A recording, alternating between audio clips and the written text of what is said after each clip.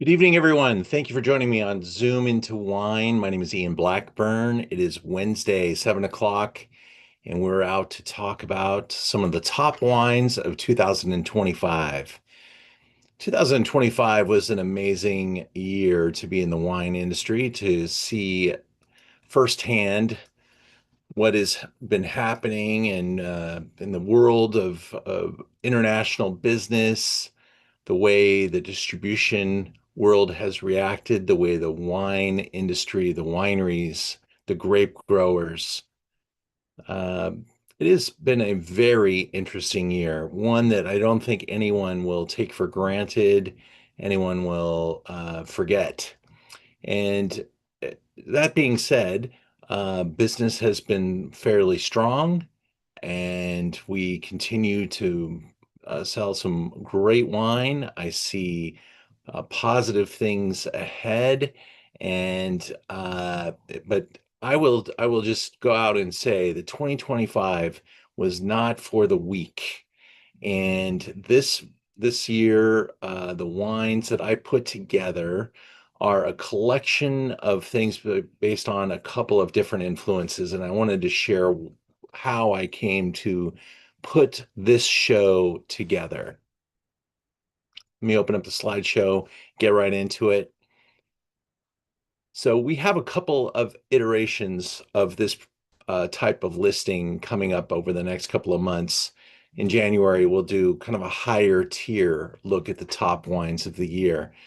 But these are the hardworking wines that really I sold a lot of, and or believe that these truly rose to be part of like a top 100 type of a listing.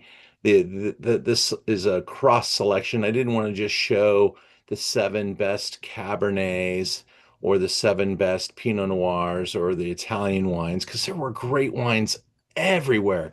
And there's certainly narrowing it down to six became so much of a challenge. I went ahead and went to seven. But here's the list that we're going to taste tonight. And I just want to give you a little bit of background before we get into the wines as to how they made it here and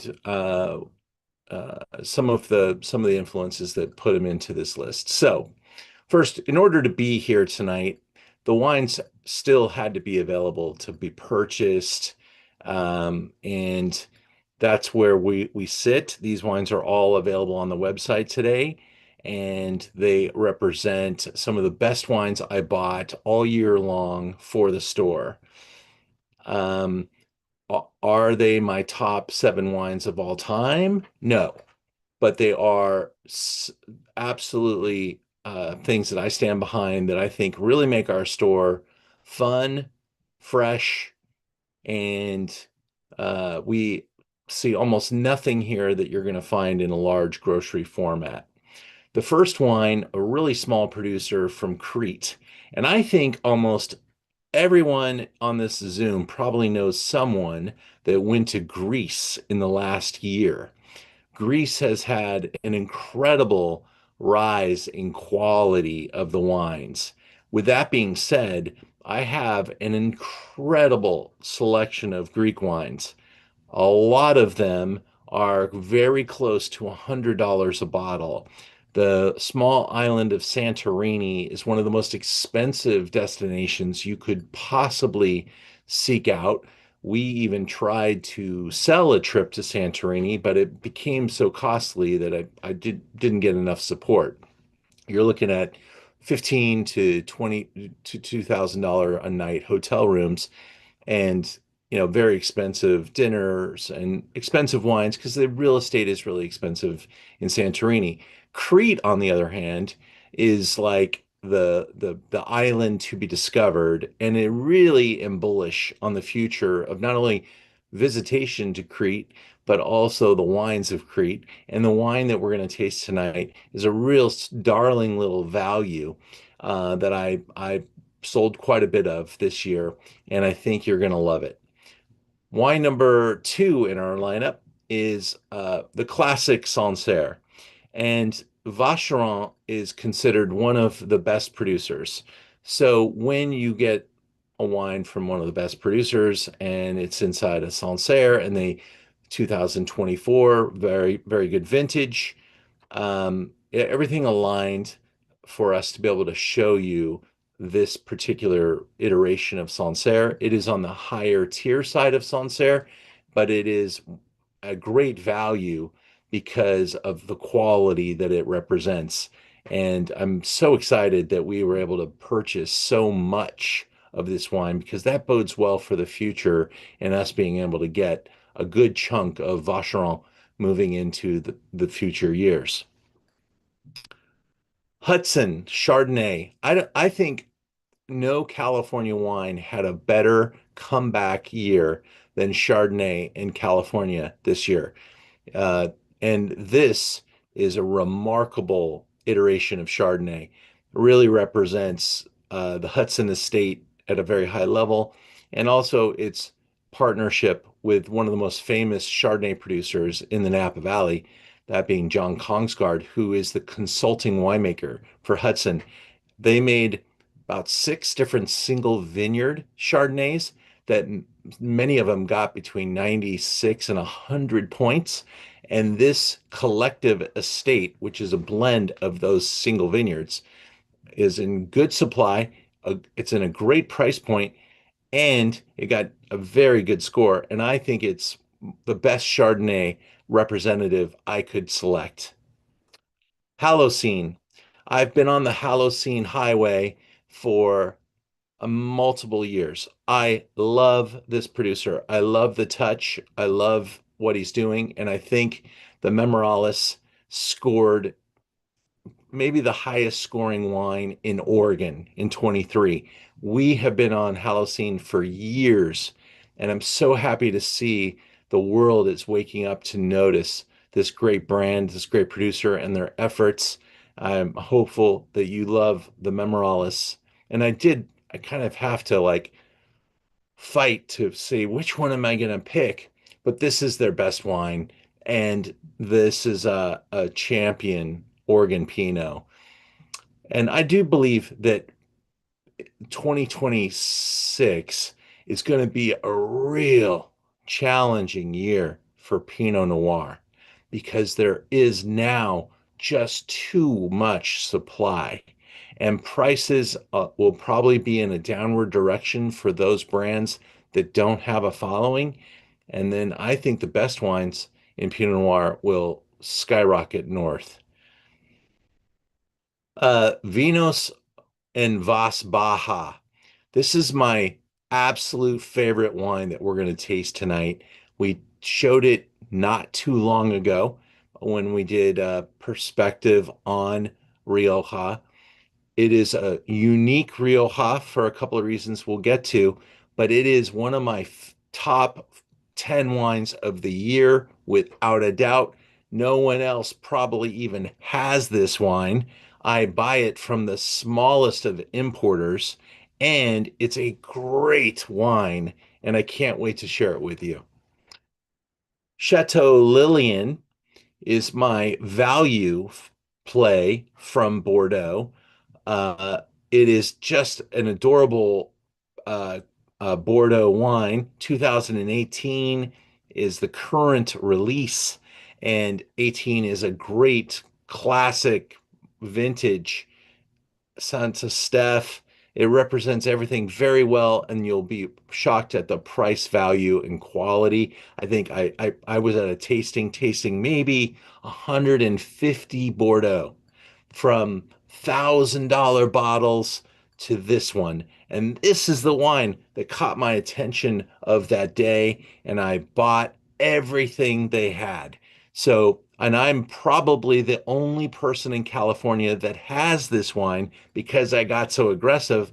I knew there wouldn't be someone else competing with us by owning it all. And I just thought the price point was irresistible.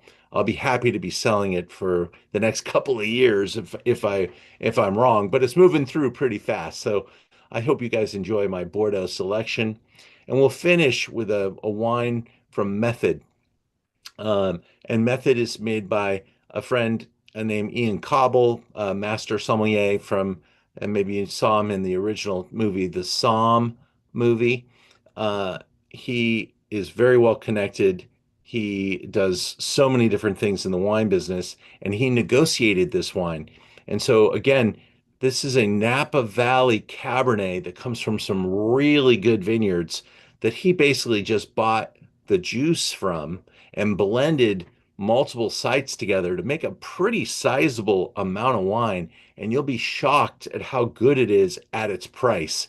And this is a wine that's going to take huge share over the next couple of months because 23 in Napa Valley is, I think, going to be a blessing for so many reasons because I remember when the 1994 vintage came out, people got really excited and the wine wagon started moving pretty good.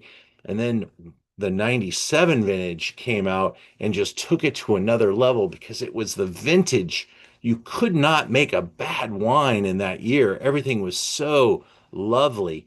And 23 and 97 are so similar to me. I think I wouldn't be absurd to go out and say, buy anything that says 2023 and you're going to love it from the Napa Valley.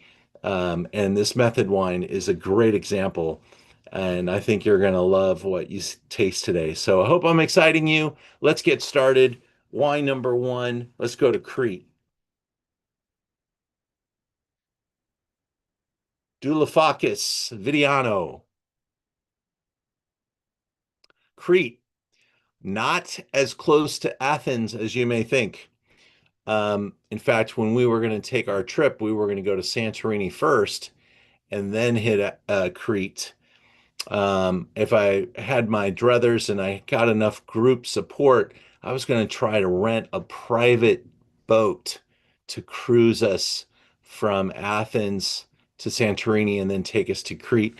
But those were all lofty goals that didn't materialize at this time, but maybe the next time I try to do it, because Greece is such a fantastic visit, and anything but Athens.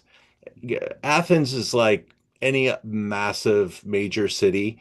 Of course, there's some fantastic archaeological sites there, but I just don't think Athens represents the great part of Greece to me. I mean, it is not a bad place to go. It's just the rest of Greece is so great, and I would definitely start up in the north in the teeny towns up around Macedonia, Thessaloniki, Thrace, and work your way through the countryside, and you'll see the most wonderful people that have no idea what's going on outside of their town. They're hardworking. They probably grow their own vegetables and just make, their lives complete, and it's just a wonderful place to visit. So my highest recommendation is that you get to Greece at some point.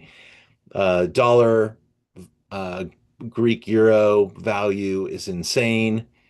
Um, this is a small family operation. This is not a place where you have, billionaires setting up shop. This is a multiple generational experience on Crete. Crete has been, kind of the island's least traveled, so they're seeing great growth in visitation, but it's a sizable place, and they have a lot of upside potential. Check out the hillside here, planted different crops, um, optimal conditions. I love wines from the islands, especially white wines. They end up being very salty. They have a really great personality. And I think this one carries that off. Vidiano is the grape. This is an indigenous Greek grape found on Crete. Pale golden color, peach and apricot aromas with quince. Um, Floral notes of chamomile, jasmine, and herbs, rich flavor, well balanced acidity. This is not an expensive wine, so don't think it's going to be massive and powerful, but I think of it as kind of like the Chablis of Greece, the Chablis of the Greek islands. It has that kind of balance and flavor and approach, very clean, very assertive. A little bit more about Vidiano, ancient grape residing in Crete, like we said. So indigenous is how we describe that.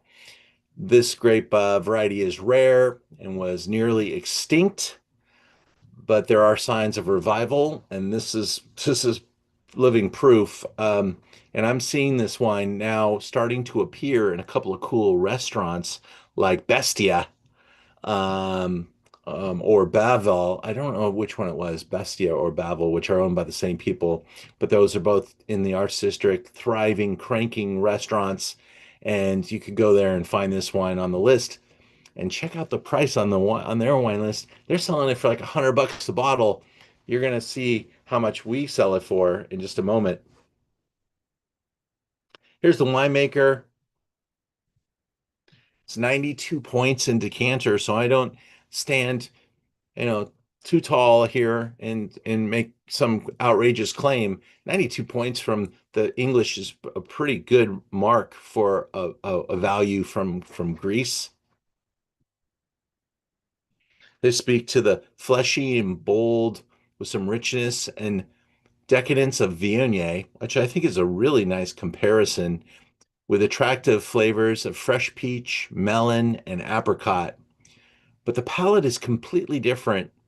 Alert, spicy, structured, notable acidity with a real drive and concentration through to the finish. Let's taste this baby. Nose has got that little bit of that island sting, good amount of concentrated sunshine, a little bit of that sea salt, the apricot, stone fruit.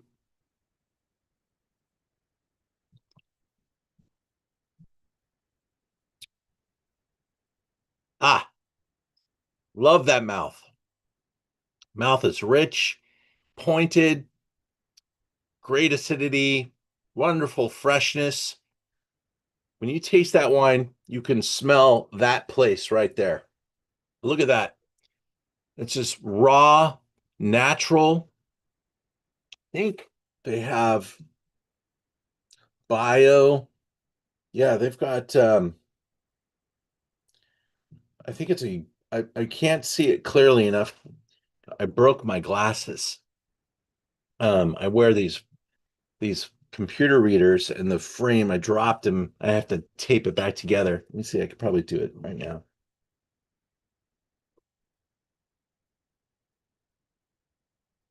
Nope, still can't see it. But it looks like it's like the uh maybe it's a Greek biodiversity or um uh where they're growing it with sustainability.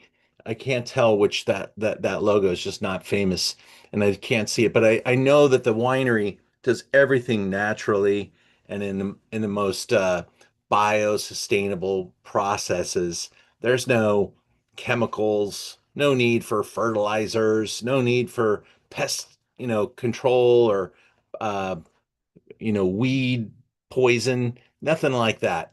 And they're using all natural ferments, keeping it really clean. $18.95.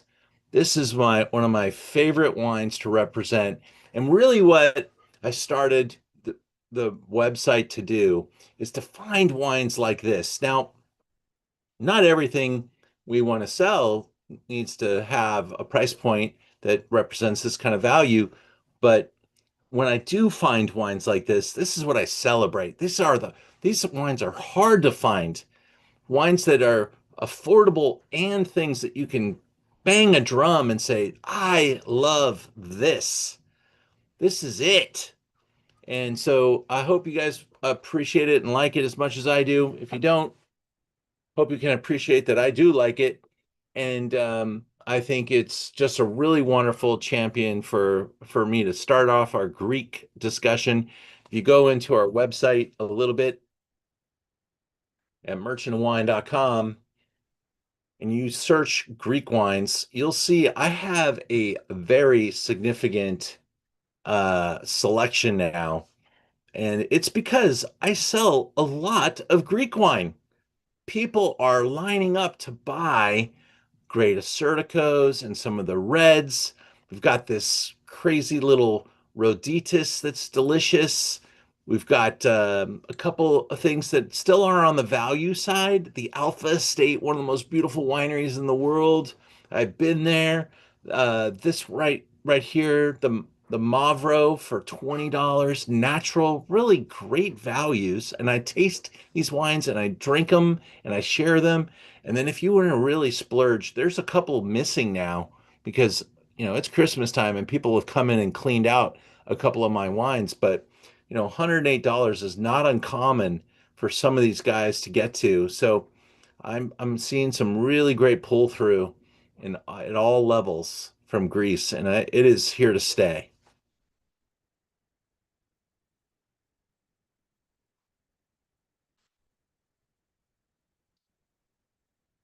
I didn't see any chats, but we do have a chat if you have any questions or if you want to come out and chat with me. I sold out this event and there's a number of people missing from the Zoom tonight. So I'm hoping our shipments all made it to people in time. But we will have this video as we put every video up on our library. And we always send out the next day a copy of the video so you'll be able to watch this or share it with your friends. Let's move into wine number two. And if you have any questions or comments, please share. Actually, Ian, I have a question. So you usually like wines a little more minerally than I do. And when I first started drinking this was a bit rough for me. And as I've had more of it, I've liked it more.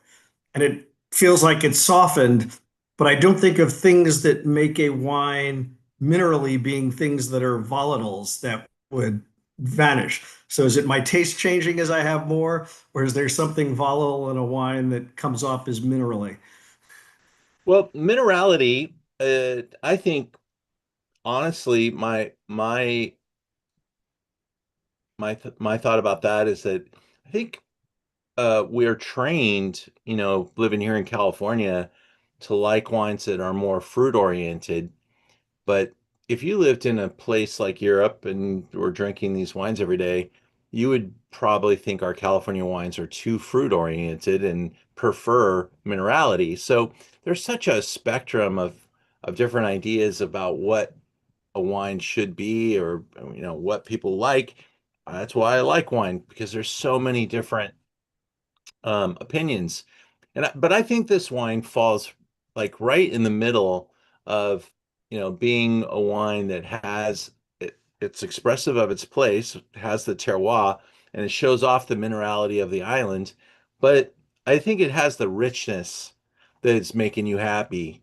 And I do think that that first sip of a wine like this, it takes a moment because it was your maybe your first sip of wine, and I think depending on what you prefer, this wine may that first wine may or may not agree with you at first, but there are so many innate qualities to it. And what I'll be interested in is seeing Tig how you Well, I think. liked it more as I kept going. That Yeah, yeah, was sure. It grew that's on you, and maybe, like the joke that I always say is that they say wine changes with time in the glass, but I think we change with time in the glass. So, a little bit of like oh, I five, agree with that. 5 or 10 minutes of drinking wine, we're a little bit happier, a little bit more relaxed, and I think probably better humans after a little bit of wine.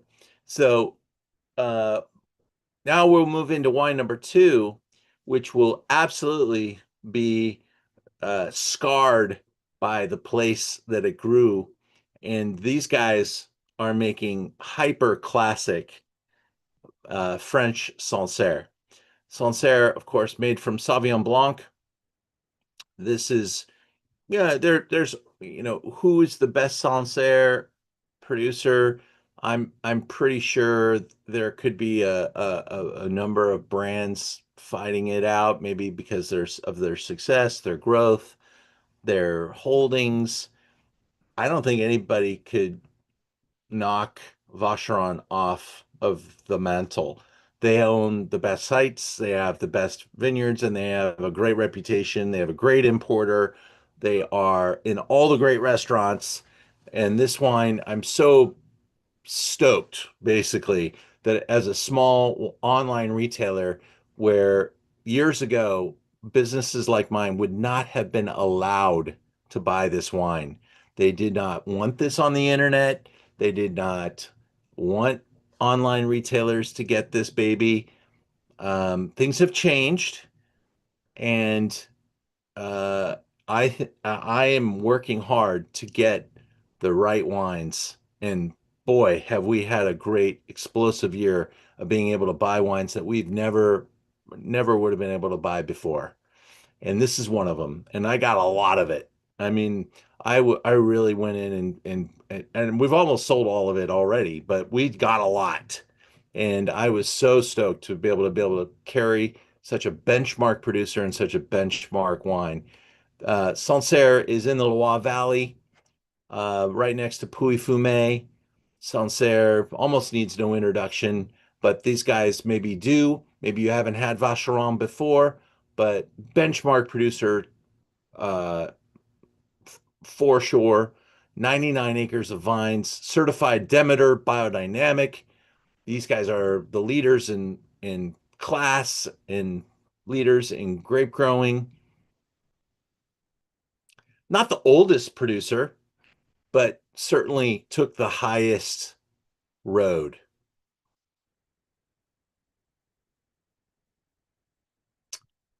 Aromas of grapefruit, zest, and gunflint, lemon and lime flavors, notes of sea salt and crisp pear. There's a picture of Sauvignon Blanc as you get a nose full of this beauty. I remember when I got my first order and it came in the store and I was like, we've just turned a page, guys. We have got Vacheron, and I was excited about it. I bought the first bottle. I took it home, and it is captivating. I just, from its grace, its balance, the structure, the length, the intensity, the complexity, all we call it blick. It is gorgeous. It is a stellar wine. And as I smell it now, it seems like it's even added some weight.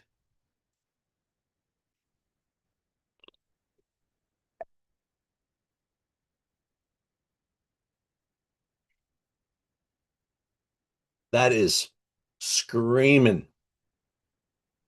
Acidity is just cleansing your palate. You can feel the long tail of acidity slowly washing across everything in great proportion, not trying to be, ripe and jammy. These guys are definitely old school. It's low in alcohol, it's high in acidity, it's pure and clean, 13 alcohol.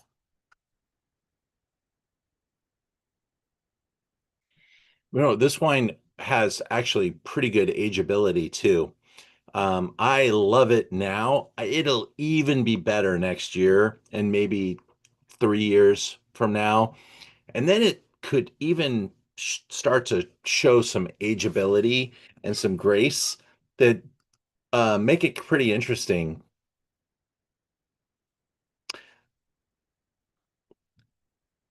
Sancerre is such a beautiful, rolling, sleepy town, little hamlets, little places like this, small vineyards, and they have some really old vines at Vacheron.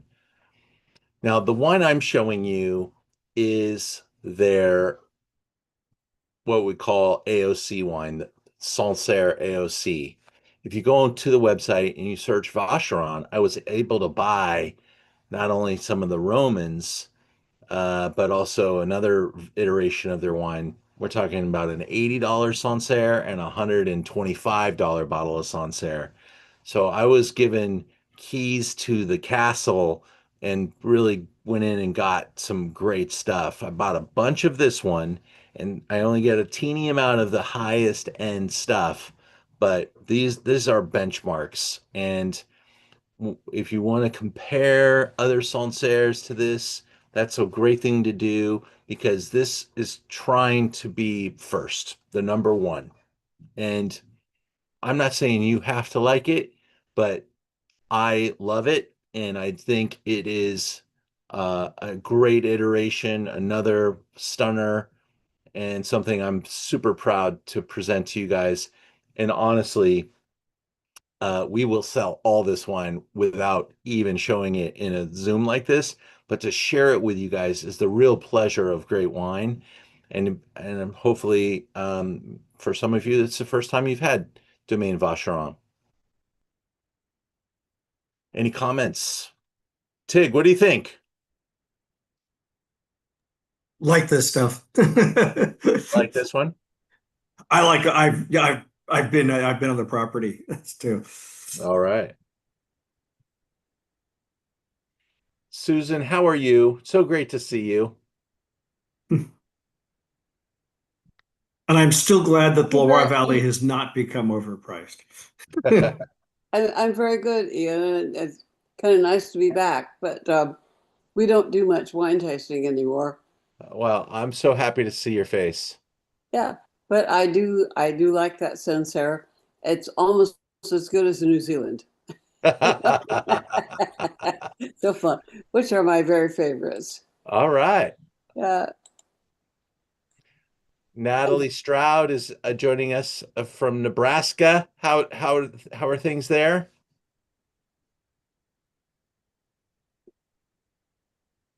We're doing good. We're doing good. Not too bad. Actually had 50-degree weather today. So Oh my I gosh. know. I Front know. page news. I know. That's pretty great. I don't want to tell you how amazing the weather has been in Los Angeles this week. One of the most beautiful weeks in the history of this state. We're like 71 degrees, clear skies, amazing sunsets. This has been Chamber of Commerce weather here in LA. Yeah, I have a brother-in-law that lives in San Diego, so he always loves to brag about the weather there. Well, great to see you. Ian, does this spend some time on oak, but not a lot? You know, I'm going to say no. I believe they do use wood, um, but it's very old wood Got and it. a big wood too, larger format. So largely neutral wood. Mhm. And especially for the AOC, which is their primary production, um, This is delightful.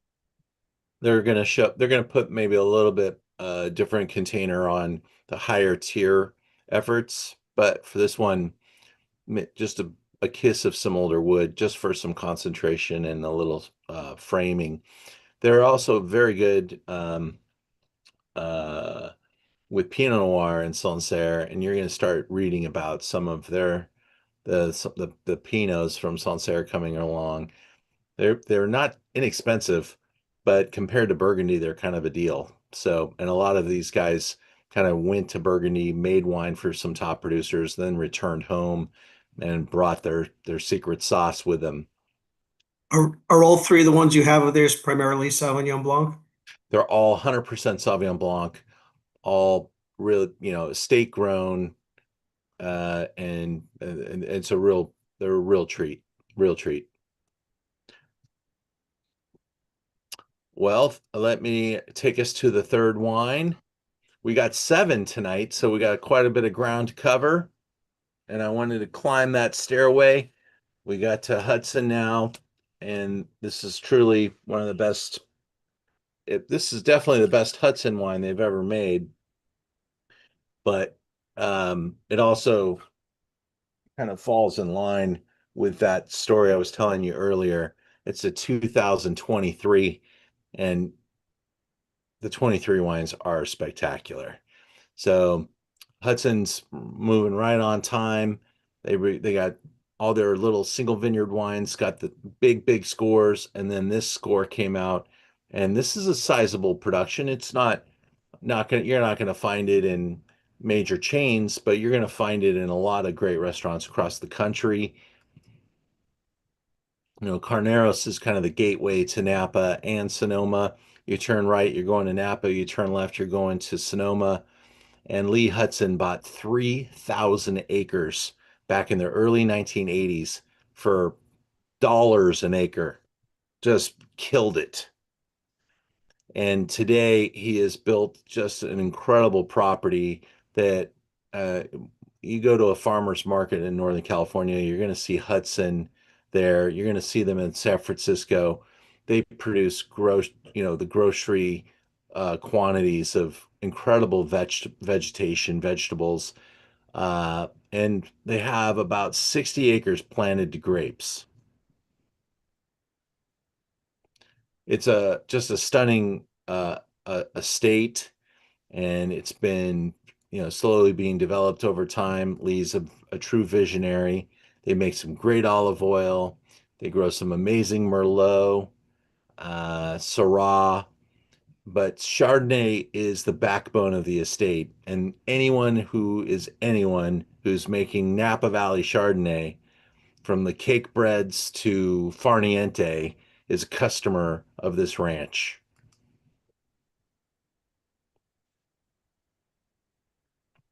Very high ethos, meaning growing the grapes the right way. No fertilizers, herbicides, pesticides, keeping it very natural. Having an icon like John Kongsgaard, who makes his wines from grapes on this estate. Everything but the judge comes from Hudson for John Kongsgaard, and judges his own property. But he makes some of his wines at Hudson and then consults on the Hudson wines. That's John Kongsgaard right there. 97 points, wine palette.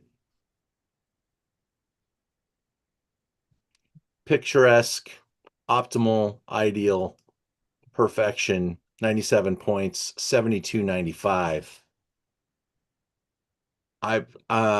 I see the better wines from Sonoma, Carneros, Napa heading towards $90, whites and Pinots. I see Cabernets of quality actually coming down in price. Probably between 125 and 175 is where you're going to find a majority. There'll be a couple of outliers that take ground, take price, but we saw prices go north of 200 bucks a bottle for most of these cabs, and I'm seeing some price reductions. And you've probably all read about how a lot of the vineyards didn't get picked. A lot of the vineyards didn't sell all their fruit. And I think Napa is responding to some of those trends. So you got some downward pricing pressure, and you have upward quality with a 23. And all reports are the 24 and 25 are great vintages too.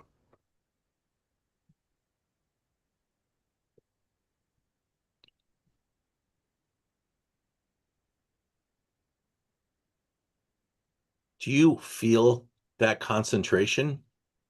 You feel that wonderful level of even ripeness, that perfect touch of custard and cream, and not too oaky or buttery, but everything is just, the volume knobs are all turned up here. Is such a fantastic optimal Chardonnay.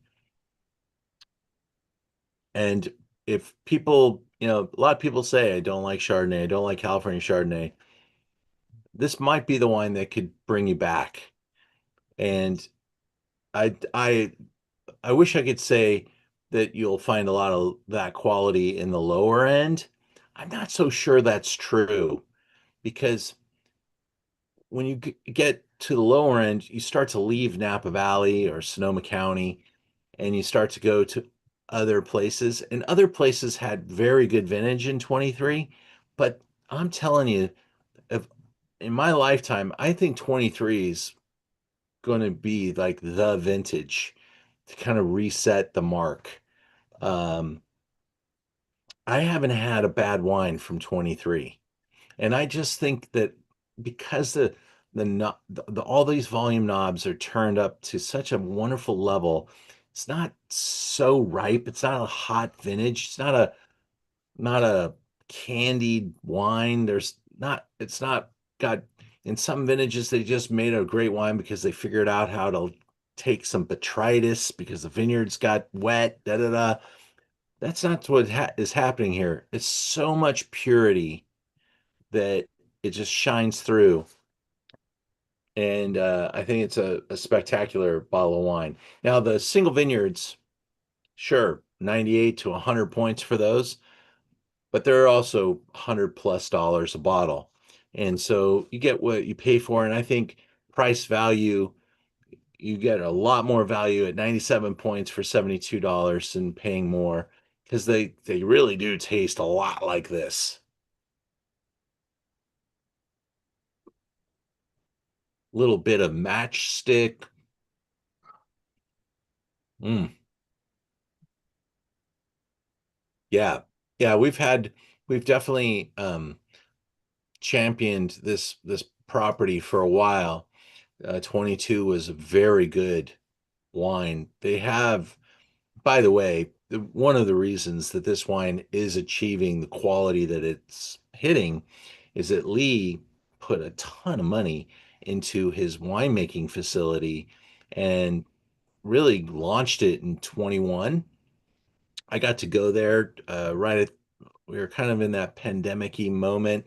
I think we were all wearing masks when we walked in. We had to like taste in the corners, but we he was able to show us the new venue, and it's such an optimal winemaking place now. It's, spacious, top-end equipment, perfectly positioned, gravity flow. I mean, it's made to make top wines, and it's showing itself with the 22 and now the 23. And I think that's also in line when you got to make wines at this level, you got a lot of things got to be in line. You got to have the right tools, the right talent, and the right product, and everything lined up for this particular iteration. Let's go to wine number 4. Our first red.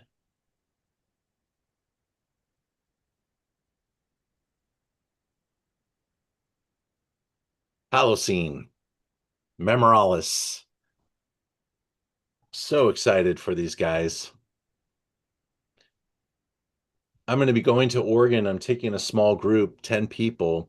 The trip's like less than $3,000 for the weekend, includes hotel, amazing tastings, lunches, dinner the first night with Holocene. If you come with me, we meet there in Portland. Easy place to fly into. You should consider joining me. I got a few spots remaining. I think there's um, like 4 or 6 spots available. I'm not sure if the last couple actually joined us yet, but I think we'll get to sold out eventually. But this is just wonderful place to visit. Great people, beautiful, beautiful wine operation. Willamette's a huge zone. We're going to cover a lot of spots, and Yamhill Carlton is the spot that's featured in this particular wine. Now, um, at Holocene, they don't own the land. The winemaker, this is owned by the winemaker. He's a bootstrap guy. He used to be the winemaker at Bryant Family. His name is Todd Alexander. His wife does the marketing. He does the winemaking, and they are working hard. But he's out there working to find great sites, and he found a great site in Yamhill Carlton here. It's got a teeny little tasting room that he shows off the wines in. He started making Oregon Pinot in 2015. He also consults on a number of projects up in Washington. He makes a wine called the Black Square. That's a Cabernet from Oregon, from a place called Milton Freewater. And it just got the number 5 wine in the world in the Wine Enthusiast. I have a whopping 6 bottles coming to the store. That's my allocation.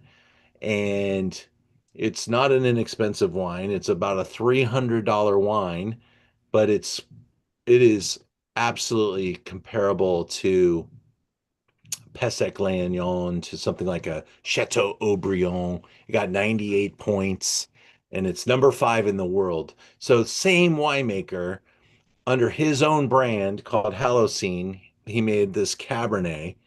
He makes some spectacular Chardonnays as well. He's playing around with amphora, stem inclusion, whole cluster, just really fun winemaking efforts. Wife has got great taste.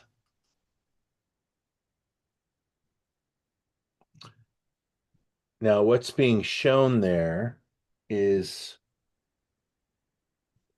uh, we carry both the Sidreal and the Memoralis wine, and there's a third one we carry called Codex.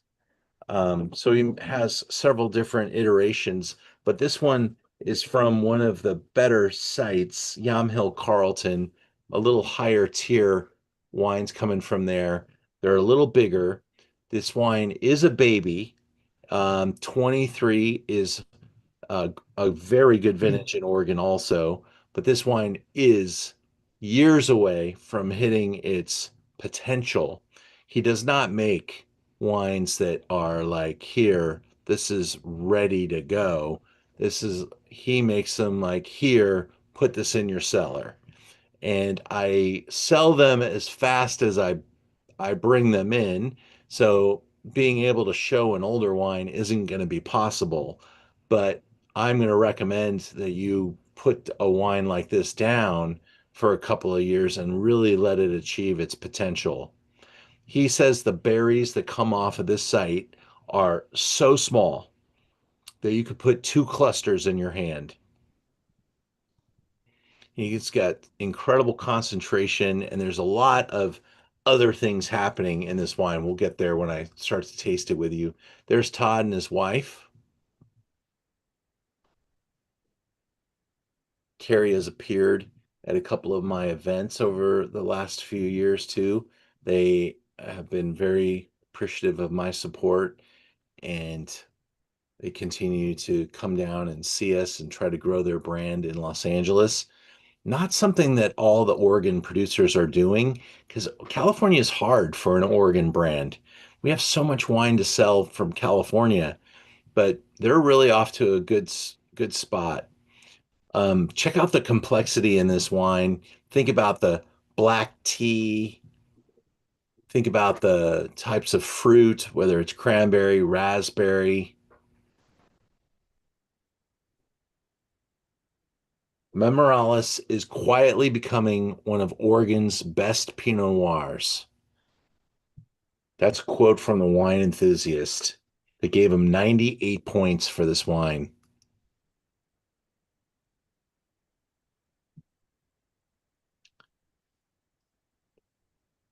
We're at $80 for this baby. I don't have much stock, but I do have another case coming. And so if you see the number go to 0, I've got the computer set to keep selling it. It is a joy to carry their wines, and I'd love to hear what your thoughts are.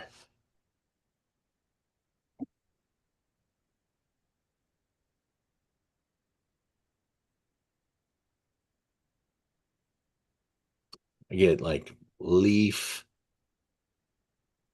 stem, which really um, elevates the fruit, the the berries, the cherry, the raspberry, the Bing cherry.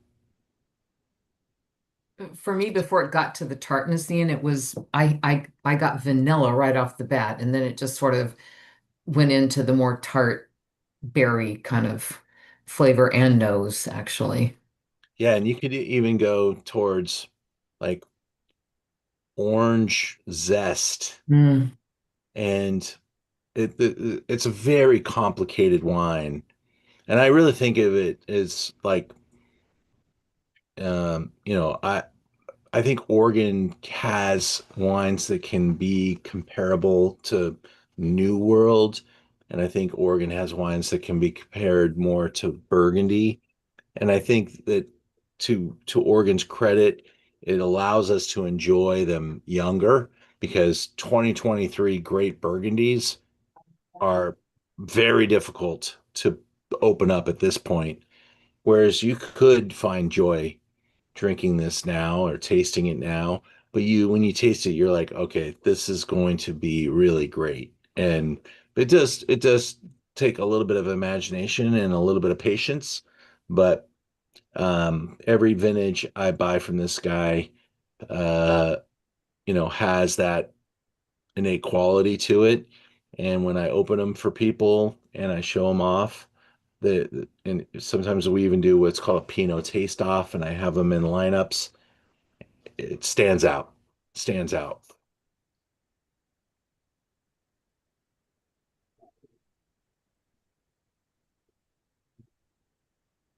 The richness, the weight, the balance, the length. It's just really, really beautifully made wine. If I made Pinot Noir, I would hope it would come out that great. I really do love it. All right. Hope everyone's feeling good. We're going to continue making some progress, but I do have a little commercial. I already talked about the Oregon trip. There's the dates. If you're interested, go to learnaboutwine.com. You'll find our trips on the drop down menu. They live on our calendar, but you can just isolate on our trips. We spend an insane amount of time building the trips, talking to the producers, organizing the meals, organizing the transportation, the hotels, the activities. This weekend, if you're in Los Angeles, you want to come to an incredible tasting. My advanced level tasting experience is this Saturday. Basically, if you boil down the wine industry to the 8 greatest wines ever made, you could make an argument that these are they. From Dom Perignon to Jean-Louis Chave Hermitage to Lewin Estate to Penfolds Grange, Cheval Blanc, Sassicaia, Opus One, and Chateau Yquem. Those are the criteria are that you have to make enough wine for the world, that you're well known around the world, and you're known to be one of the best from the place that you come from, and these are they. When you taste them side by side, it's an incredible comparative opportunity, and the value of the wine's quite high. For $2.99 to be able to do the flight. It's a really fun experience. We use beautiful glassware. We have a cheese plate from the cheese store in Beverly Hills. I highly recommend the experience.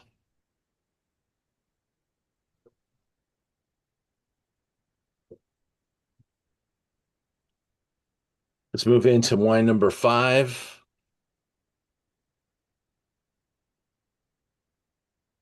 Vinos and Vas Baja. Barrio Pastores. Rioja 23. Rioja, we've talked about in past Zooms, various sub-appellations. The future might be more in the realm of single vineyards or single AVA, single parts of Rioja. This is a small producer owned by Carlos Mazo. He started making wine in 2012 and established the winery in 2020. So brand new little project. The location is Rioja Oriental. Which I'm not sure if they're even celebrating that going forward, but it's basically here.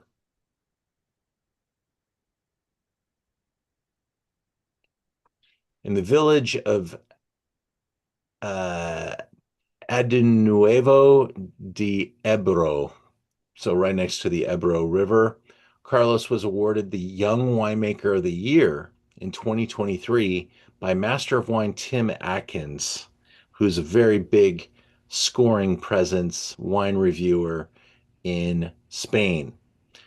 These are old vines. They are Grenache, not Tempranillo. And that is what makes this such a unique Rioja. You can use Grenache and Tempranillo interchangeably and call it Rioja. A lot of the wines in Rioja are blends of Garnacha and Tempranillo and another grape called Metzuela. But this is 100% old vine Grenache. And much like the Pinot, this is what's kind of cool about comparative tasting. We just went from a Pinot with a bunch of stem inclusion right into a Rioja with a bunch of stem inclusion.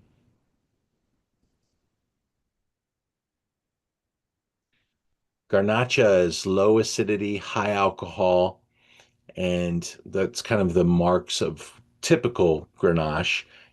Not necessarily how I would describe a great wine, low in acidity, high in alcohol, but how Garnacha is typically displayed. Displays black pepper, herbs, plums, and blackberries.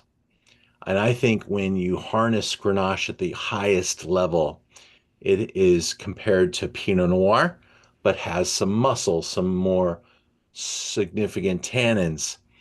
And there are a couple of really famous Garnache based wines that I want to compare this wine to.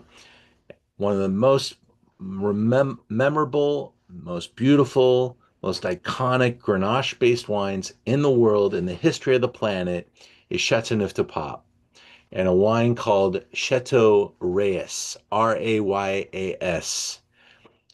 And it is an ultimately collected wine that inspires people all over the world and is absolutely inspiring this particular wine.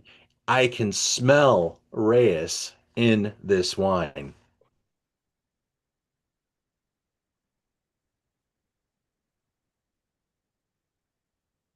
I don't even need to drink this wine. The spice, the the notes on the nose just are magic to me. Think of like walking into a tomato garden. Maybe some of you have your own tomato plants at home, and you can almost smell the tomato leaf.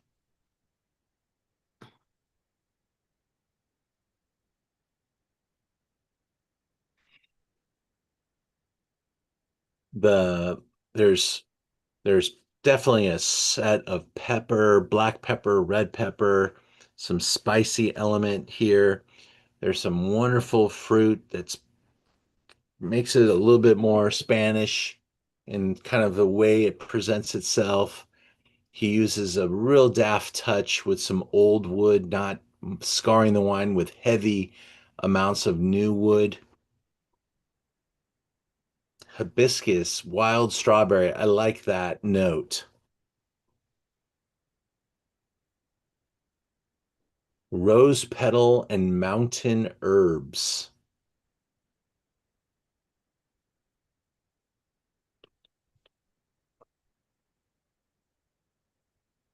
And that mouthfeel. Mm, come on. That is such beautiful stuff. I really feel like I've stumbled onto something so gorgeous, and I'm so happy to see that other people are grabbing it because we're selling it pretty quickly. And I'd say at 50 bucks, this is just insane wine. Uh, I I would love to have it with anything from I love to cook salmon on the barbecue, grilled salmon, grilled lamb chops, grilled anything with this wine. A cheeseburger would be amazing with this wine, but this would be welcome at the finest table of great cuisine with I would love to do a Grenache vertical where we're tasting a Reyes, a Chateauneuf-du-Pape flight, and this one snuck in there, and we see how it lies because I think this wine is truly spectacular. Hope you enjoyed my Rioja find. I do not go crazy passionate on Riojas very often like that, but this one just captures my imagination. I just love it. Love, love, love.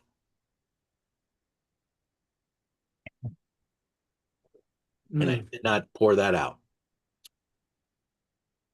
Wine number 6. You knew I would have liked that one. Did you like that? Yeah. Good. So happy when Not to your surprise either. all right. All right. Good. I'm glad I made you happy. Wine number 6. Chateau Lillian Ladoise. Mark, am I doing okay in there on that pronunciation? Tick. Did he, did I, uh, that's a name and that could be idiosyncratic, so I am not going to guess. Okay. Well, there's not a lot of this out there. I have no idea whether the S is pronounced in that family name or not. That the problem is it's a name and it's not a word. Right. Well, it's basically an homage to Lillian, and it is from Santa Steph, which I'll cover here now. When you look at Bordeaux, you got the left bank here, downtown Bordeaux. You got Pessac Lannion and Aubryon down here, but you got Margaux, you've got Saint Julien, then you got Pauillac, and then you got Santa Steph at the top. Real important appellation, some great wineries like Cologne Segura, like Chateau Montrose, and let me just check out one.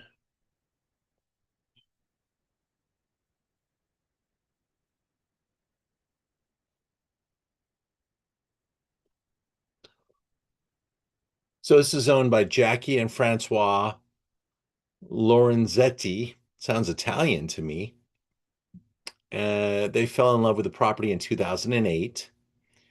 Winemaker Frederick Godard, 80 hectares of vines, certified organic, surrounded and right next to some really important brands. 60 Merlot, 40 Cab. 2018 is at the 7-year mark. With its predominance of Merlot, it does soften a little faster than a cab-based Bordeaux. So it will absolutely let you drink it right now.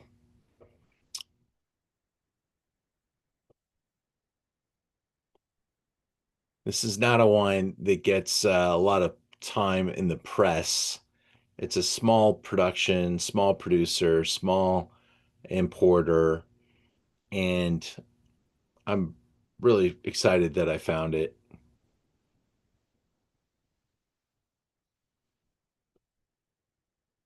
Is that a video? Looks like a video. No. Let me just click in, see if there's anything else I needed to say about it.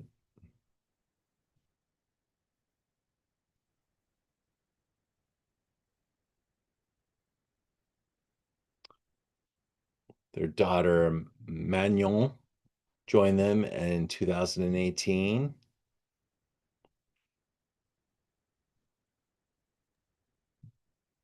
The internet says La Douy. La Douy. Thank you. So along the axis that links Cologne Segura, so Cologne Segura is the next door neighbor. Okay. Gravel topsoil, overlaying clay and limestone. Since they bought the property, they've engaged in massive program of land consolidation. And this has enabled them to create coherent clusters of plots planted with careful chosen grape varieties in the manner of the 19th century vineyards, really spinning back the time. And James Suckling gave the wine a score as well, 91 points from James. Black fruit, graphite, tar, tobacco aromas. That review came in after I made mine. Let me see what I said.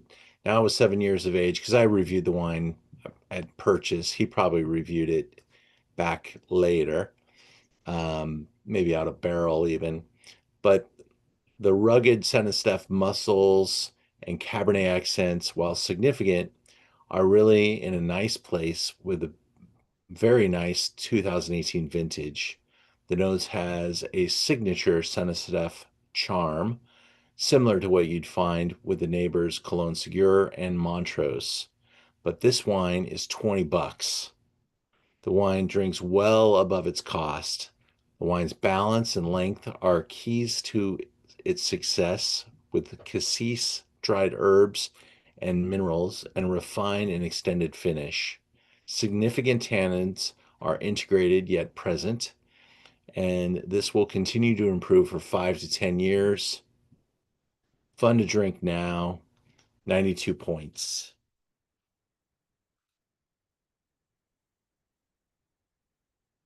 A wine that you can enjoy at $20. Again, this is the hard work of what we do.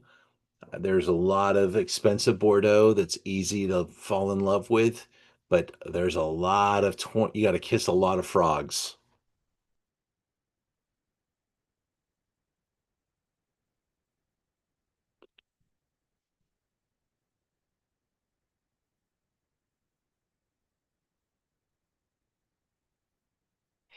The nose speaks to its place, very Saint Estèphe.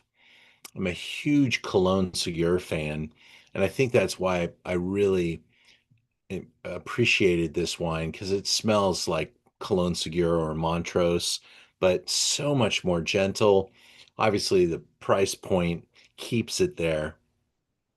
Really enjoyable, very pleasant, and a really nice value.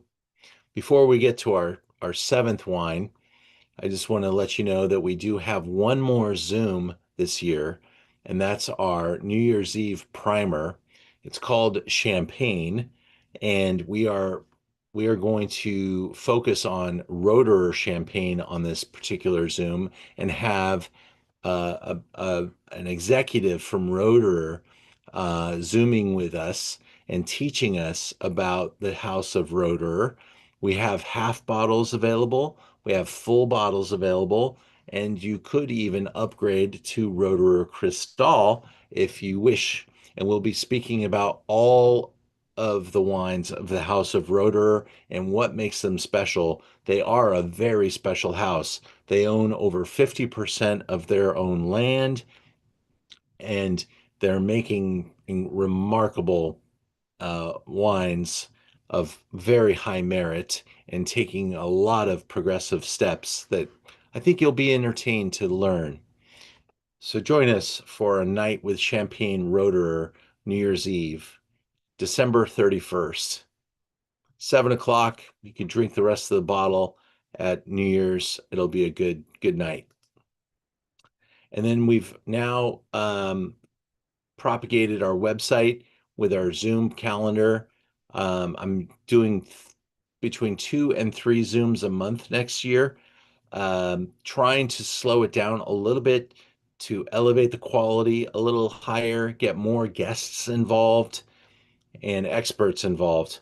We start off January 7th, my complimentary session. There's no wine. It's just a discussion about what happened in 2025 and what I see coming in 26 and where the market's kind of situated.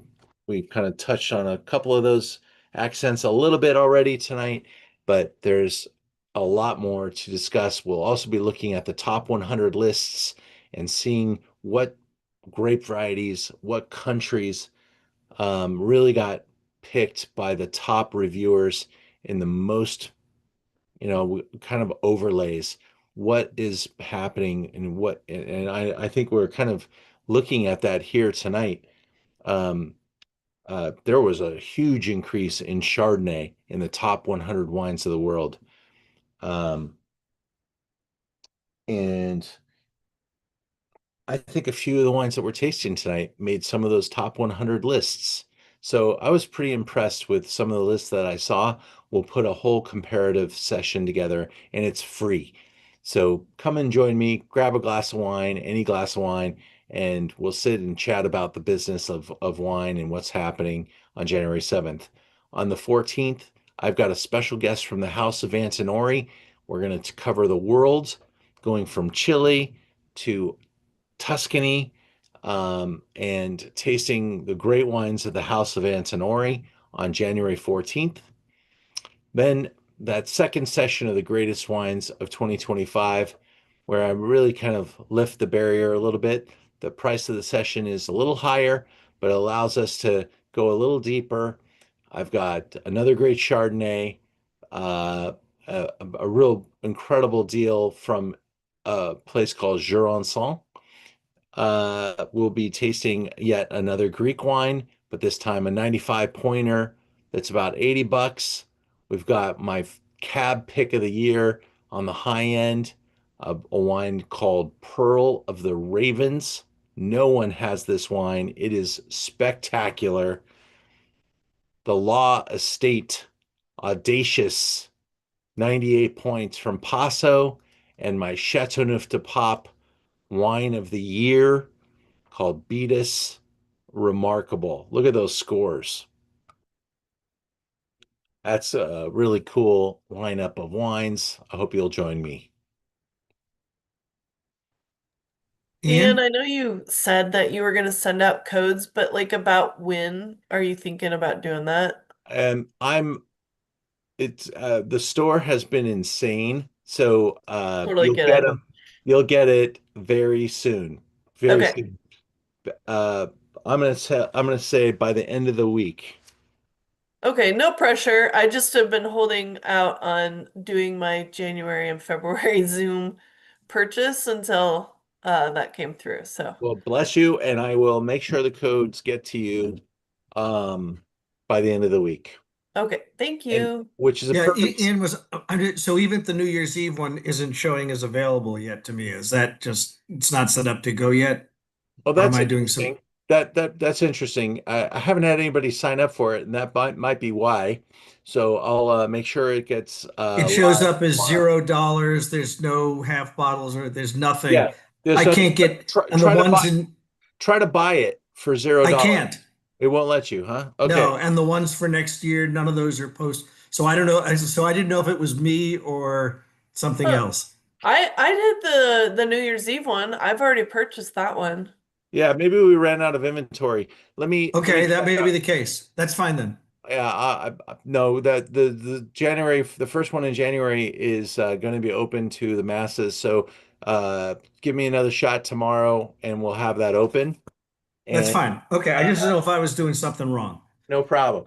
And then just note that what we're doing differently for 2026 with the membership is that, from the day we got started, we were heavily promotional, offering lots of discounts and stuff like that.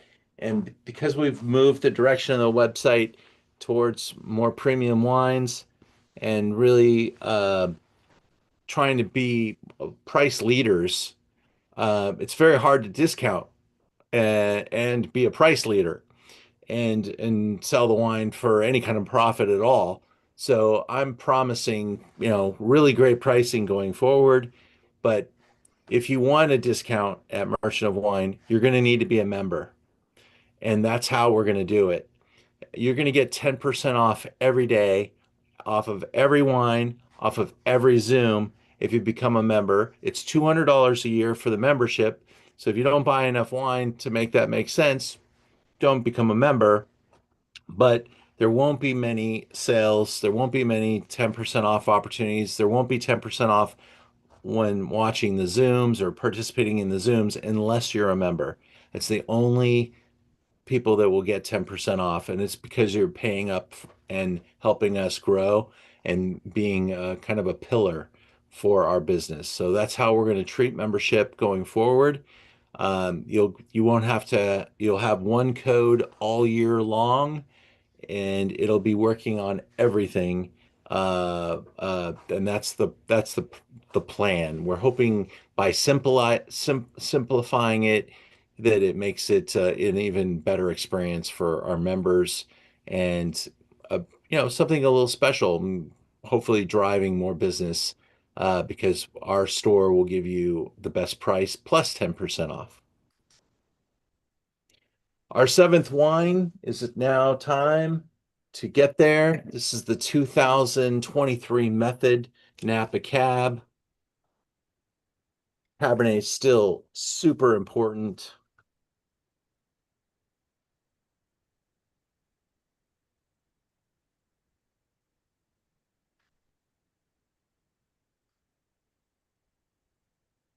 Natalie, I just got your message. Thanks so much.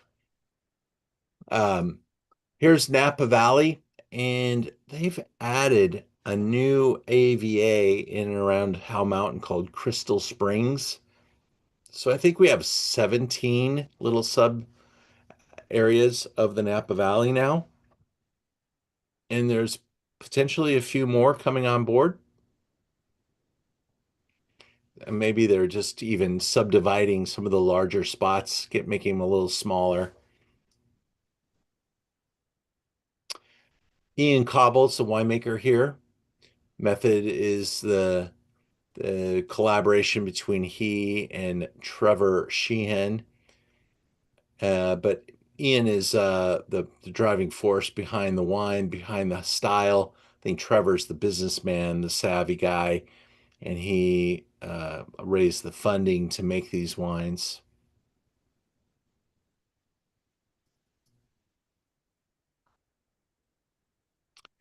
Now, Ian knows everybody in the Napa Valley, and he was able to source some pretty exclusive vineyards. He's not able to name those vineyards, but he bought the juice, and I'm not even sure that this brand is selling at a price that's profitable to Method.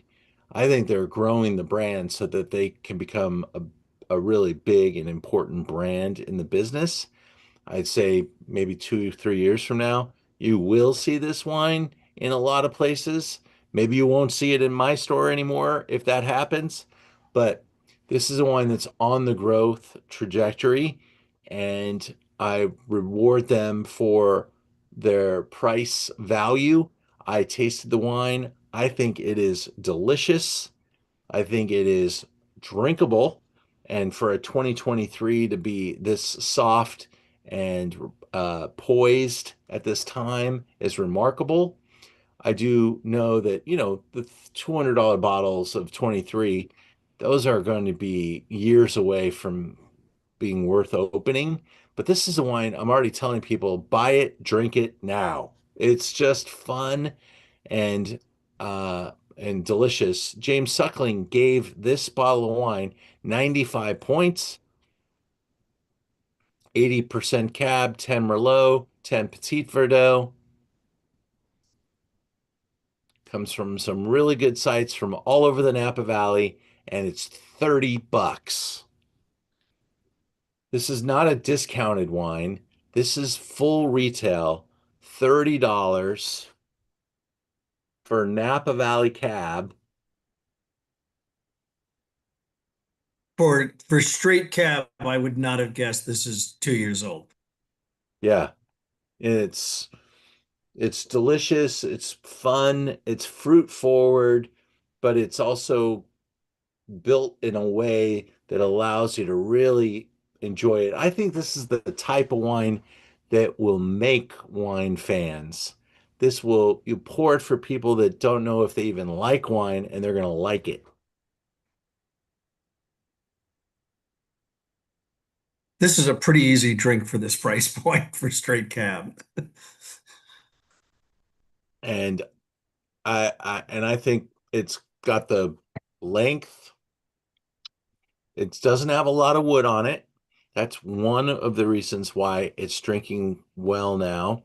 It was made with a very gentle, soft pressing, um, free run juice is kind of what he was looking for, and being able to No work. stems. Yeah, no stems, no hard wood, because wood actually gives you some tannin too. So we really wanted to be gentle with tannins here. There are tannins, but they're just enough to guide the wine and not dominate it. That's so true. That is one of the things I really like about this one is it just doesn't dry you up, Yeah, immediately. Yeah, very good. I'm glad you like it. Yeah, it says let's see. Did you see something, Natalie? Does the website say 100% cab? Well, it's James Suckling's review of the wine on your website says that it's 80% Cab, 10% Merlot, 10% Petit Verdot, but I think on your slideshow you said it was 100% Cab, so I just want to make sure. Yeah, no, James review is probably accurate. I don't know how I'm gonna be honest, when you make a wine like this, as Ian is not, he doesn't own the vineyards, he might make three wines.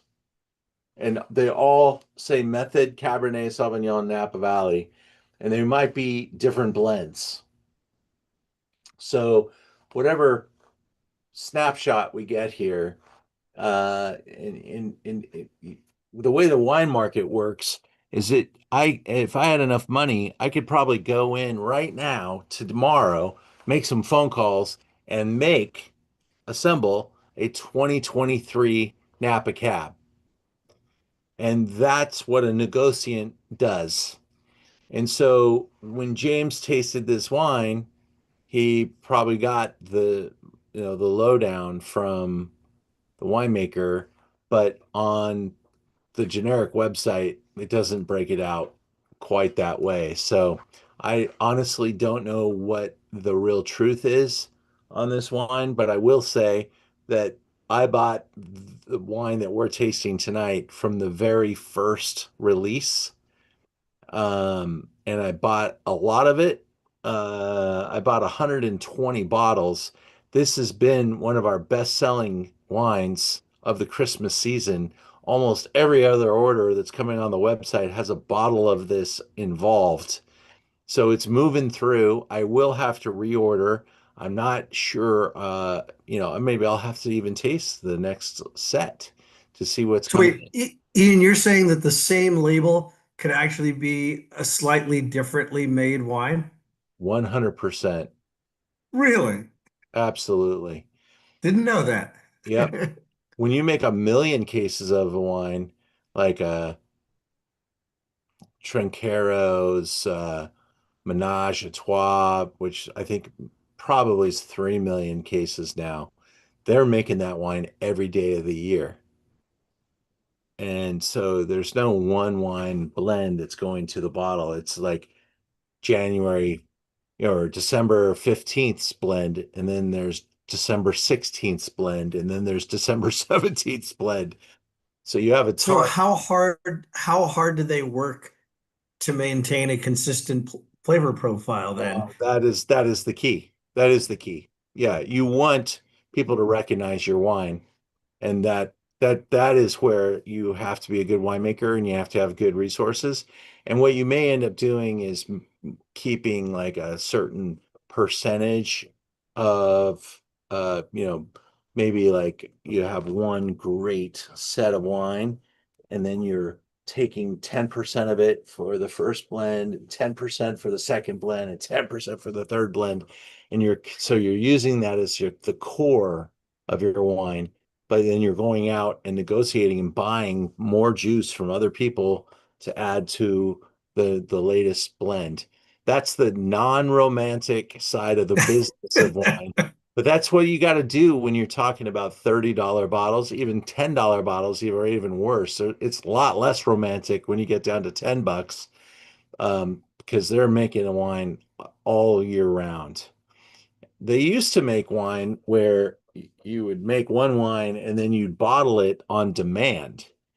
In today's world, demand, in supply and marketplace and all that stuff, there's just not enough tank space to make 3 million cases of wine. I mean, you'd have to have a small city of tanks and wood barrels.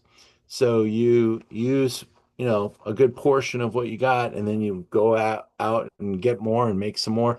And it takes weeks of time to bottle all this wine too. So that's often how it is done.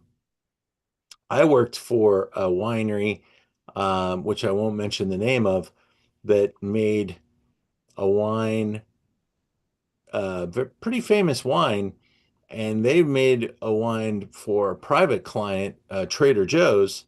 And when they made it for Trader Joe's, they made it from completely different sources, but they put the same damn label on the wine. And I've thought that was really not cool. Yeah. I'm getting more education tonight. There is an underbelly to the business of wine. But, in general, you got to protect your brand and you got to do things the right way.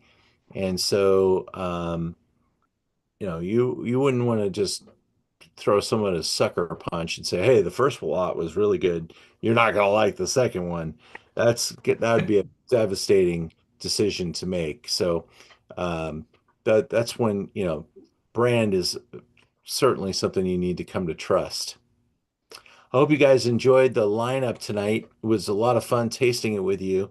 I I really put myself out there as like these are wines that I'm proud of, and I respect if you may or may not have liked some of them as much as others, but I'm really confident that I would pick these same seven wines after tasting them tonight.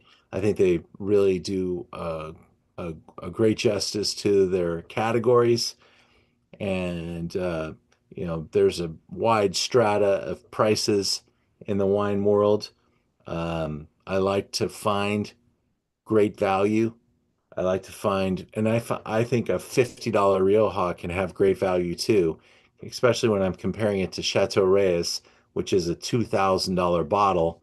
I think that $50 Rioja is right there with that same quality.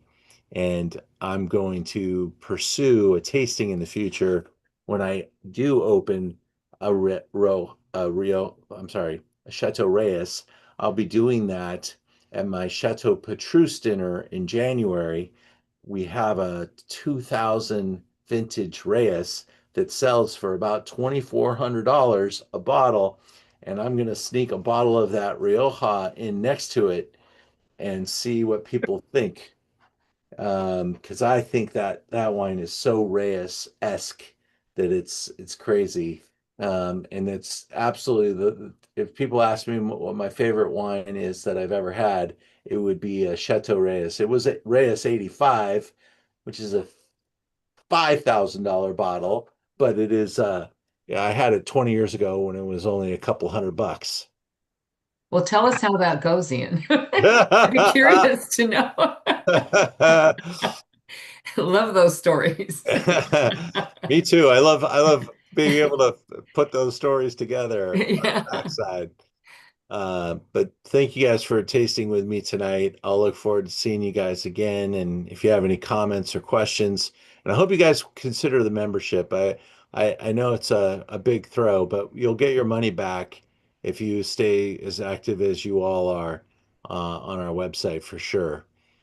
A couple of purchases and that's a done deal. So Yeah, the last wine, it's not quite as crazy, but it almost harkens back to the older California fruit bomb cabs of 20 some odd years ago. I think it tastes like 1997 all over again. I'm telling you, it Oh, reminds so me. I used to work for there was a wine 97 Sequoia Grove Cabernet, and I or St. Francis Cabernet 1997. Those are the wines that put those brands on the map. it's really for $30, it's really good. Yeah, and back in 97 it was $12, but those are different times. But the dollar was different too, Ian. Yeah, for I mean, sure. it doesn't have the complexity even of the Grenache, but my glass is almost, and I mean, what's the alcohol content actually isn't all that high in this, is it? No, not at all. No, it's like 14. And you can have anybody over and you don't feel bad about going to the cellar and grabbing this bottle because No, it's going to be good. Yeah. I lied. It does say 15 alcohol on this wine. does it really? Doesn't taste Wow. it to me. No. No, not at all.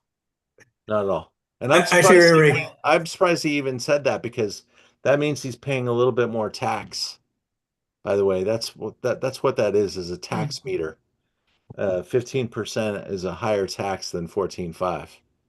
The one time I pulled out, quote, a much cheaper bottle of wine, we were having these $100 bottle of Bordeaux's, and at the end of the evening, I pulled out a bottle of $20 South African chocolate block, and people go, "Hey, this is really good," it's sort of the equivalent of. It's very similar to this. It's another just big red that's easy to drink and doesn't cost much, and I know that wine pretty well. It's chocolate block yeah, from to me it smells like s'mores. Like roasted marshmallows with chocolate. Yeah, in fact, in a master of wine exam, I nailed that wine. They poured that in a blind tasting, and I said, "Is this chocolate block?" And he couldn't hide the face on his look on his face. Except it's a blend. It isn't always but they do try and keep it similar from year to year. Yeah, it's like South African, what is it? Kanankup, blah, blah, blah, Pinotage, right? Pinotage, Cabernet, It's Syrah. I think it's Pinotage and Cab Yeah, it's a delicious little banger, uh, for $20. for sure. I honestly, I haven't seen, have you seen that wine, Tig? Is it out there? Because no one brings Not that to me. recently. The last time I was in South Africa, I brought back a I bunch of wonder if it. they're even importing it anymore because I don't see Yeah, anybody selling it. I think I saw it online a couple of years. Let's check Wine Searcher and ask it. Yeah, I haven't seen no one's presented it to me and I haven't seen it in anybody's book. So hopefully they'll watch this Zoom and they'll hear that and they'll shake somebody up. But I would love to see what's going on with that wine. It's a fun little find, and I I think during the pandemic I was a little bit more supportive of South Africa, and I need South Africa to come and see me more because I don't see or taste enough South African wines these days. But back in the pandemic, man, we were gunning South African. The 22s are available a bunch of places for plus or minus $30. Okay. Well, I'll put my eyeballs out there a little bit. Maybe it's just right in front of me and I didn't see it.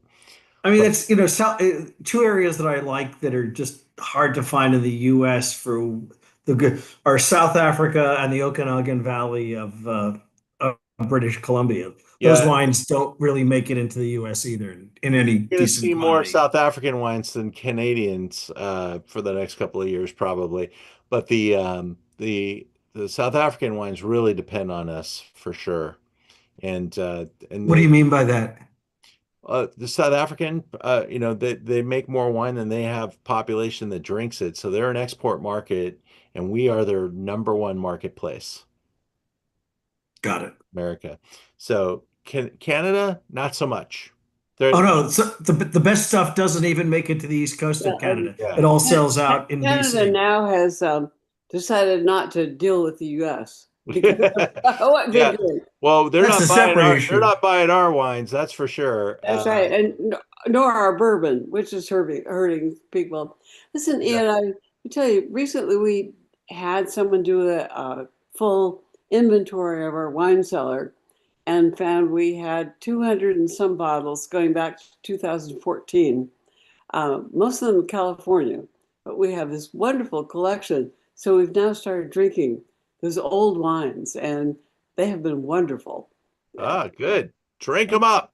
Yeah, well, we had a Paul Matthews Pinot Noir the other day from 2016. It was really wonderful. And so, Cool. yeah, we're just enjoying that so much. I'm not sure we can drink it all before we die. Well, that's what we all think about, making sure that we don't die with our best wines in our cellar. That's right. So, If you need help, Susan, we're all out here. well, I think I might send Ian a list of my inventory, and if he wants to buy anything, we might. You let me know. You let me I know. will. I'm here to do that. We do that for some people too. We help people move their wine, whether it's through my store or other marketplaces. Yeah. But I do help people with that. We're in our 80s now, so I'm not sure how many wine drinking years we have left, but Well, I hope a lot, Susan. I love seeing your name on my screen, and Yeah. I thank you for the past 25 years of support that you've brought my business because you've been a long-term well, friend. I still remember you doing the Wow. thing in Rodeo Drive, and then Yep. at HD Buttercup, we had Yep. all this wonderful tasting Those were the experiences. formidable events of Learn About Wine in the early Yeah. days, and I remember you guys. Yeah, well, I've learned a lot from you. I have to say, I really enjoyed it. Thanks. So when did you start it, Ian? Well, technically, it was a website that started in 95, but the event started in 97, and we started to grow. And by the year 2000, we were invited to do weekly tastings on Rodeo Drive at to Rodeo. Nowadays, if I wanted to do an event there, it would cost about 50 grand a night to take that same space. But back then they were letting us go crazy. I think it was like $50 to come out and taste wine, maybe. And there were, 100 wines on the street, and we'd have 500 people come out. It was really remarkable. And in fact, um, uh, recently we lost, what's the director's name that just died the other Oh, day? Rob Reiner. Rob Reiner. Yeah. Yeah, he and his wife used to come. I'm not sure if his kids came with him or not, but I used to have so many celebrities showing up at Rodeo Drive or Maple Drive at some of these events. The Hilton family, the it, it the it's amazing what being focused on Los Angeles for 30 years and some of the great stories that we we have and the number of people that have come through. And I just taught a class the other day where people that took my classes in the early 2000s are now sending their kids. Kids. I've got they're 21, 22-year olds. They're now going to college, getting these two were hyper amazing kids that were both doctoral students, and they came and sucked my brain dry of every piece of information that I had about wine. But I loved it. It was so awesome. My little wine camp class, and their parents took the class and they bought it for them when they turned 21 as a gift. Well, Bill has now been doing locums work in Virginia. He thinks he's now given epidurals to women he delivered. Ah, He helped deliver. that's beautiful when you've done it that long. And it's so cool to see people like come back, oh, Ian, I haven't seen you for 10 years, but we're back. That's the great part of being able to do this for so long. And I hope that I can do it for another 20, and we'll see where, what I'm able to do. The store has been a wonderful accentuation of the business. We didn't have it before. I wouldn't have thought that it would help us, but it does. And we're having a really, really good year. Business in December has been fantastic, and I think our store's got better wine than we've ever had, and I'm really proud of what we're doing. My team is So awesome. you've really financially recovered from what COVID did to you then at this point, No, you think? no. Still not. You're not. No, because I put it all back into the store too. So, but no, the pandemic destruction is that's a 10-year recovery plan because of some of the decisions I made and the timing. And when we got hit with the pandemic too, we took a lot of those loans out and stuff. I got to pay all that back. Oh, So we so you really still are not dug out Yeah, for no, we real. got we got a long ways to go. Long ways to go. But from the store standpoint, the inventory is growing and improving, and the numbers are up. We're up 17% year over year. So it's those are encouraging numbers. And our order size is actually double this what it was 2 years ago. So average order size is twice as large, and the dollar volumes are up. So it's really good stuff. And so we'll continue to do what we're doing, and we'll hopefully continue to be able to produce these Zooms with your support. And by lowering the number of Zooms that we do next year just a little bit, I think we'll be able to increase the quality. And because I run pretty hard, and sometimes I'm running from week to week and not able to spend the time that I need to develop the content. So I really need that time, and need to be able to balance things. So I hope you guys will join the membership and take advantage of the 10% off, because I know that that will pay you back. And I hope that you'll like the content that we've got coming up. Thanks, everybody. Have a good night. And Thank I you, got Ian. Good my, night. Thank you. my Happy Dodger holidays, hat. everyone. Yeah. Big week for the Dodgers. We got 7 days before Christmas, and there's some big players that are going to be purchased. I'm I know we're just a couple of players away from the three-peat. Number 3, yeah. Yay. Thanks, guys. Happy holidays.